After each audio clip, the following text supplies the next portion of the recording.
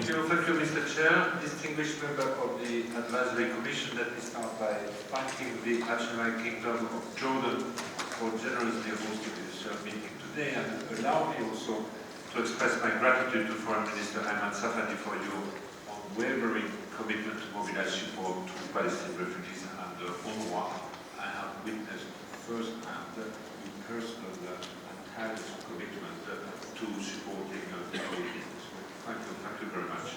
My appreciation to Dr. Bassel El-Hassan and Ms. Diane Corner for the leading role as Chair and Vice Chair of the Advisory Commission, and allow me also to thank Mr. Erling for his role as Chair of the Subcommittee on Engineering, Traffic, Fan, and Mr. Eduardo Como for the role as Vice Chair of the Subcommittee. And I wish also to thank Mr. Abdel Nasser El-Hay, and again Mr. Eduardo Como for the role as co-chair of the AdCom working group on strengthening the Advisory Commission. I'm also grateful for the presence at this meeting of high-level officials. Here I wish to welcome Ms. Julieta Valls-Noyes, who is with us today for the first time. You and your team's engagement has been key to our ability to function this year. Let me finally welcome the participation of our guests at this meeting, China, Algeria, and South Korea. We look forward to strengthening our partnership with you both politically and financially, and I hope soon you will be fully fledged member of the Advisory Commission. Dear partners, last week I presented my annual report on UNRWA to the members of the General Assembly's Fourth Committee. Following the strong support expressed by the Fourth Committee members, the mandate renewal will be put to a vote at the UN General Assembly later this year. We anticipate resounding support, and so do Palestine refugees in the absence of a just and lasting solution to the plight. That support stems from the deep belief by most UN member states that UNRWA is irreplaceable for the well-being and the fulfillment of human rights of Palestinian refugees. Over the last few months, I have reached out extensively to UN member states and partners to help secure solid funding for UNRWA. I briefed the Security Council in August and the ministerial meeting of the League of Arab States in September. I joined the UN Secretary-General Antonio Guterres in Alger to attend the summit of the League of Arab States. And since our last meeting in June, I traveled to London, Brussels, Washington DC, Tokyo, and Berlin. Jordan and Sweden co-hosted a ministerial meeting on the margin of the UN General Assembly in September. During these meetings, the agency contribution to the human development of millions of Palestinian refugees and to the stability of the region is widely recognized. UNRWA is perceived as a pillar of stability in the life of millions across our 5 fields of operation. Dear member of the Advisory Commission, I appealed last week in New York that the renewal of the mandate for the next 3 years should not just be a procedural rubber stamp endorsement. The mandate comes with the responsibilities to provide necessary resources to allow UNRWA to implement the mandate it is entrusted with. Over the last 2 years, it has been my priority to engage member states on ways to equip the agency with a sustainable funding base. We have made progress with discussion on UNRWA financial challenges happening now at a strategic and political level. Partners no longer ask me to adjust the agency expenditure to match income. They no longer see UNRWA solely as a humanitarian agency. Instead, they recognize the uniqueness of the UN agencies that directly implement public-like services with a huge development and stabilizing role. They realize that the UNRWA financial model, relying almost exclusively on voluntary and unpredictable funding, has become inadequate to run public-like services.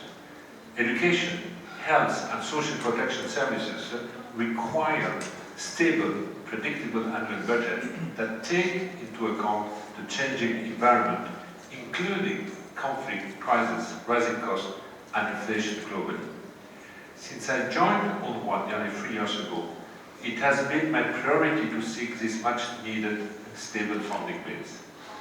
At the Brussels conference hosted by Jordan and Sweden last November, I sought to promote a mutual commitment between the agency and donors, a strategy for modernized agencies that operates with a 3-year budget in exchange of increased pluri-annual funding. And here we were referring to the financial burden sharing, that it is also what it was all about when we met in Brussels. The vision was endorsed, but did not yield the increased financial commitment that I had been hoping for. Earlier this year, I initiated a dialogue to promote new ways to increase and reinforce our partnership with UN agencies in line with Resolution 302 and in line with repeated recommendations of this advisory commission. In the absence of a political process and horizon, this was perceived by communities as a way to further weaken UNRWA and consequently undermine their rights. Consequently, and immediately after the June advisory committee meeting, we began working with the support of Jordan and Sweden on a high-level meeting aimed at building political will to address our chronic financial situation. At the ministerial meeting in September, the UN Secretary-General appealed to Member States to consider the sustainable option contained in its 2017 report on innovative funding. Among those, he reiterated his strong appeal to provide UNRWA with greater access to assessed contribution from the UN regular budget. Member States expressed support for this option, and Norway, with the support of Jordan, spearheaded these discussions. At the fourth committee, I called for meaningful increase in assessed contribution, which would be a game changer for the agency. An increase which would contribute to bring the agency back into a sustainable funding trajectory. Last Friday, the fourth committee has endorsed a proposal, and I quote, to consider a gradual increase in the United Nations regular budget allocation to the agency that would be utilizable to support expenses for operational costs related to executive and administrative management function. End of the quote. I'm very grateful for the opportunity it offers to continue increasing gradually assessed contribution to the agency over the next years. This will, however, not change our situation of precarity and instability. It is not yet the game changer we were aiming at. I'm aware of the challenges faced, including by our closest supporters, who wholeheartedly were ready to support this démarche. Challenges that go far, far beyond UNRWA. Distinguished member, over the past 18 months, we have put into the hands of the Member States at least 3 different avenues to bring stable funding to UNRWA. Whilst we will continue investing in each of these options, none will bring the stability and sustainability we were looking for. This explored avenue comes in addition to our incessant effort to broaden our donor base and re-engage lapsed partners for those whose funding has declined. By way of example, within the past year we have hosted in our 5 fields of operation over 400 donor meetings and visits to UNRWA schools and clinics. And we have visited 20 capitals, some multiple times. In many ways, our joint efforts were somehow successful. After a record low level of Arab contribution in 2021, I welcome the Saudi contribution of 27 million last month. It is now my hope that we will resume our solid and predictable partnership with all Gulf countries, including by reaching again the level of funding that UNRWA received from the Arab countries between 2015 and 2018. Dear colleagues and partners, some continue to ask the agency what contingency plan is in place should we not receive the funds required to keep services running and pay salaries. As we continue to make long-term reform to increase efficiency, we have exhausted our capacity to absorb the chronic underfunding internally. After years of austerity, saving of the size of the current underfunding can only be achieved through cuts to services or to the eligibility to access them. And this, as we have all come to agree, is fundamentally a political decision that can only be taken by the UN General Assembly based on advice from this very advisory commission. Dear partner, by the end of this year, UNRWA will release its strategic plan covering the years 2023-2028. This plan is a product of a considerable consultation with advisory commission members. The strategic plan sets out our vision and objective for how we can continue delivering for Palestine refugees.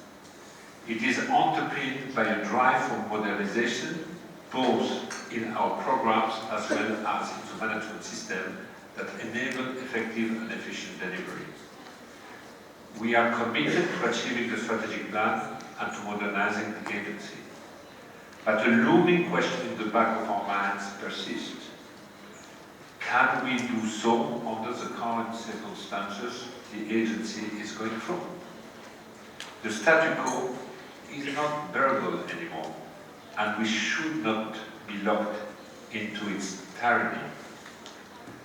Continuing to model through between the mandate, which expects UNRWA to deliver critical public-like services to one of the most underprivileged communities in the region.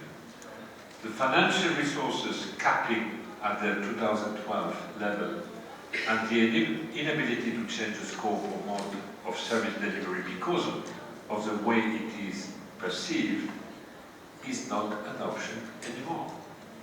The statu quo essentially means doing more to respond to the increasing needs of a growing population with less, given the rise in cost.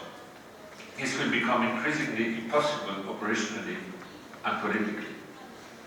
The statu quo further erodes the quality of our services and prevents us from adequately responding to unfolding a new crisis. About 40% of UNRWA students do not eat breakfast every morning.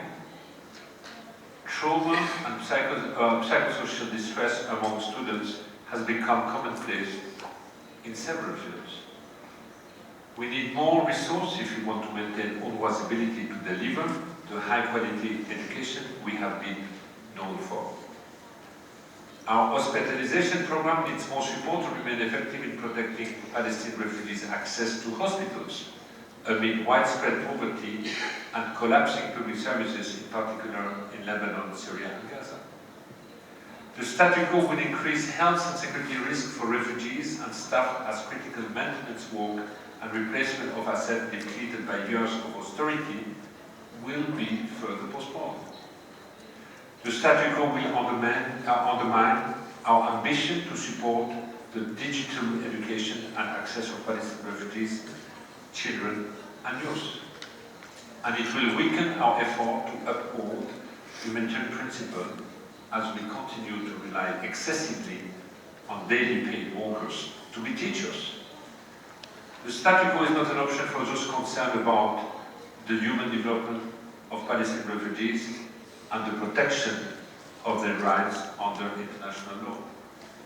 The statu quo is not an option for the stability of the region.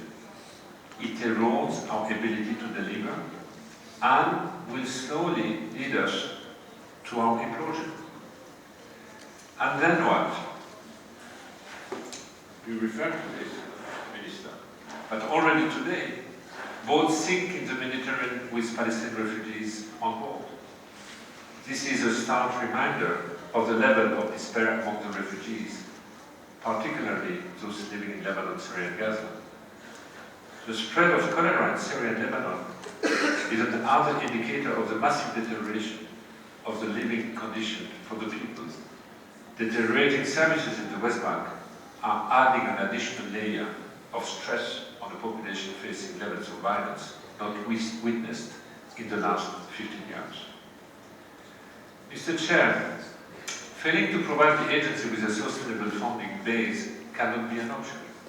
It would only fuel further despair and anger and create space to a situation none of us would like to reach.